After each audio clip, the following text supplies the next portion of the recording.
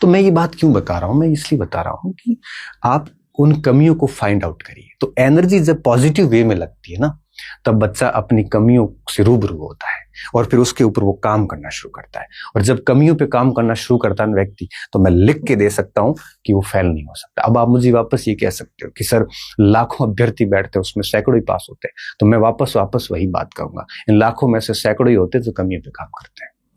बाकी व्यक्ति कमी पे काम करना आसान काम नहीं है बेटा। कमी एक्सेप्ट करना ही बहुत बड़ी चैलेंज है कि मेरे में कोई कमी है तो मैं स्वीकार नहीं कर सकता।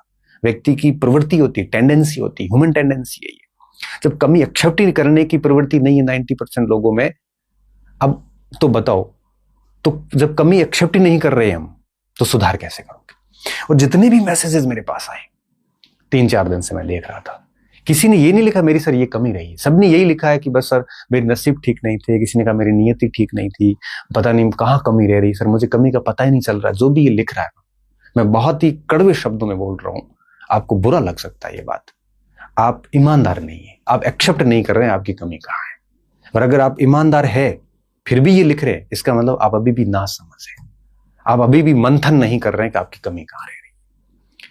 कमी के बिना कभी भी इस तरह से रिजल्ट खराब नहीं होते। ठीक है, एक बार हो सकता है, 2, 3, 4 बार नहीं होते।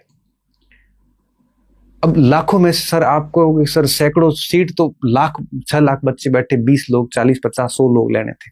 यहाँ जरूर काम करता है कि यहाँ आपकी एक आधी मिस्टेक आपको बार कर सकते, लेकिन जब 1000 सीट हो या 200 सीट हो, 500 सीट हो, यहां पर मैं कह रहा हूं कि उन लाखों में से कुछ सैकड़ों लोग ही होते हैं जो सच में कमियों पे काम करते हैं। तो मैं यही कहूंगा कि अपनी जो असफलता के बाद, विफलता के बाद में जो एनर्जी है उसको पॉजिटिव वे में ले जाइए। आज बैठ के अपनी कमियों पे काम कीजिए, कमियां फाइंड आउट कीजिए, क्या क्या कमियां थी, और फिक्स इट, और उसको फिक्स करो, कमियों को खत्म करो, उस पे जबरदस्ती तरीके से लग जाओ आप। और जिस परीक्षा को लेके आप तैयारी कर रहे हैं वापस उसी को लेके बैठो। अध्यापक में कोई फेल हुआ है तो अध्यापक की करी, हाँ आपका सिलेबस बहुत बढ़िया है और इसके आसपास कोई सैटेलाइट वैकेंसी आपके दायरे में आ रही है, सैटेलाइट मतलब सेम सिलेबस वाली, तो आप उसको ले सकते हो। जैसे कोई L1 की कर रहा है, L1 में फेल हुआ है तो वो CET है, ग्राम सेवक है, उसकी कर सकता है, पुलिस की कर सकता है। और जैसे L2 का स्टूडेंट है, उसके दायरे में कोई 2-4 वैकेंसी आ रही तो ले सकता है। हिंदी का है तो हिंदी सेकंड ग्रेड की तरफ जा सकता है। कोई सेकंड ग्रेड में असफल हुआ तो बड़ी आगे अपॉर्चुनिटी है, उसके बाद आगे वापस सेकंड ग्रेड फर्स्ट ग्रेड की ओर जा सकता है।